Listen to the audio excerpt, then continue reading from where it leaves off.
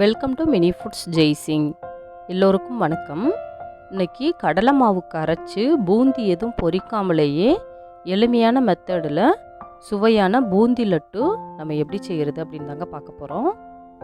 லட்டு பாருங்கள் எவ்வளோ சாஃப்டாக எப்படி மோத்திச்சூர் லட்டு மாதிரி வந்திருக்குதுன்னு சொல்லி. வீடியோக்குள்ளே போகிறதுக்கு முன்னாடி இது வரைக்கும் நம்ம mini foods Jaisingh channel subscribe பண்ணாதவங்க சப்ஸ்கிரைப் பண்ணி வச்சுக்கோங்க. அப்படியே பக்கத்தில் இருக்கிற பெல் ஐக்கானையும் ப்ரெஸ் பண்ணி வச்சுக்கோங்க.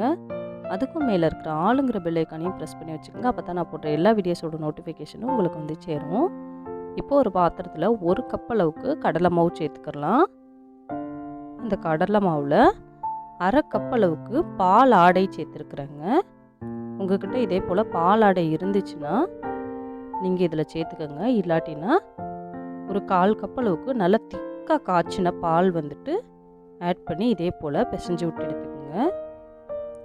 பாலாடை வந்துட்டு நம்ம டெய்லி நம்ம ஃப்ரிட்ஜில் எடுத்து வைக்கிற பாலாடையவே இதுக்கு யூஸ் பண்ணிக்கலாங்க. இது வந்து நல்ல ஒரு டேஸ்ட்டு கொடுக்கும். இந்த மாவு ஒரு புட்டு மாவு பதத்துக்கு வர்ற மாதிரி பிசைஞ்சு எடுத்து வச்சுக்கோங்க. இப்போ ஒரு பாத்திரம் அடுப்பில் வச்சு அதில் ஒரு 3 ஸ்பூன் அளவுக்கு நெய் சேர்த்துக்கலாம்.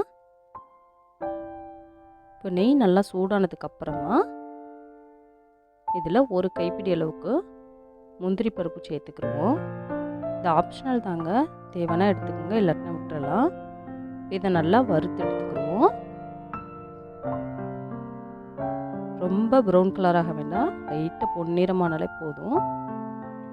இப்போ இதை ஒரு தனியாக பாத்திரத்துக்கு மாற்றிடலாம். இப்போ இதே பாத்திரத்தில் நம்ம அந்த கடலை மாவை புட்டு மாதிரி பிசைஞ்சு வச்சுருக்கிறோம் இல்லையா, அதை வந்து இந்த நெய்யில் கொட்டி இதே போல் கலந்து விட்டுக்குங்க. நம்ம இதே போல் கலந்து விடும் பொழுதே அந்த பெரிய பெரிய மாவு திட்டுலாம் இருக்குது இல்லையா, அதை லைட்டாக அந்த கரண்டிட்ட உடச்சி விட்டுக்கிறணுங்க.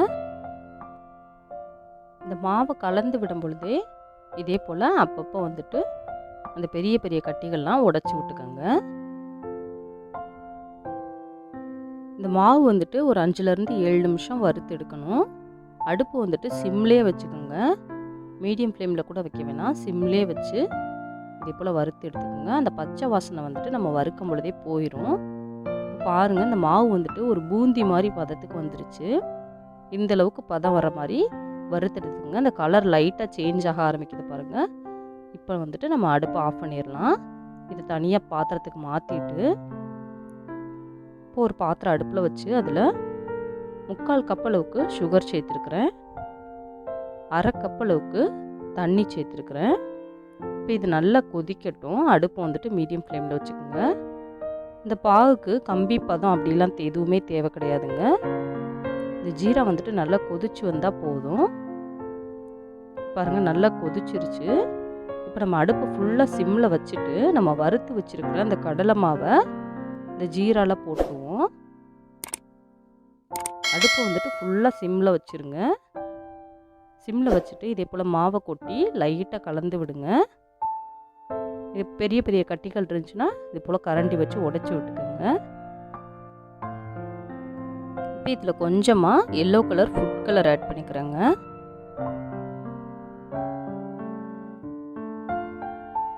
இப்போ கலர் ஆட் பண்ணிவிட்டு இது போல் நல்லா கலந்து விட்டுக்குருவோம்.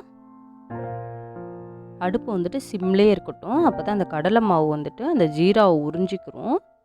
அந்த ஜீரா உறிஞ்சினதுக்கப்புறம் அந்த கடலை மாவு வந்துட்டு நம்ம பொரிச்சு எடுத்த பூந்தி மாதிரியே வந்துடும். இந்த லட்டு வந்துட்டு பூந்தி லட்டு மாதிரியே வந்துடுங்க. நல்லா பதம் வந்துடுச்சு. இதில் கொஞ்சமாக ஏலக்காய் பவுடர் போட்டுக்கலாம், 1 ஸ்பூன் அளவுக்கு நெய் ஊற்றிக்கலாம். பாருங்கள், நல்லா கெட்டியாக திரண்டு வந்துருச்சு பாருங்கள்.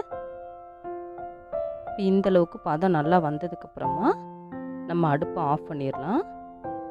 ஆஃப் பண்ணிவிட்டு இதை வேறு ஒரு பாத்திரத்துக்கு மாற்றி நல்லா ஆற வச்சு எடுத்துக்கலாங்க.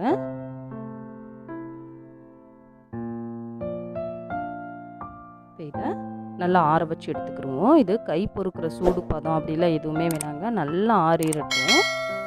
நல்லா ஆறுனதுக்கப்புறமா கையில் லைட்டாக நெய் தடவிட்டு தேவையான அளவுகளில் எடுத்து இதே போல் அந்த நட்ஸை சேர்த்து வச்சு நம்ம லட்டு மாதிரி பிடிச்சிக்கலாங்க.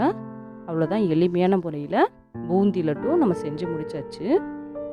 இந்த வீடியோ உங்களுக்கு பிடிச்சிச்சின்னா லைக் பண்ணுங்கள், கமெண்ட் பண்ணுங்கள், உங்கள் ஃப்ரெண்ட்ஸ் அண்ட் ஃபேமிலிஸ்க்கும் ஷேர் பண்ணுங்கள். இது வரைக்கும் நம்ம mini foods Jaisingh channel subscribe பண்ணாதவங்க சப்ஸ்கிரைப் பண்ணி வச்சுக்கோங்க.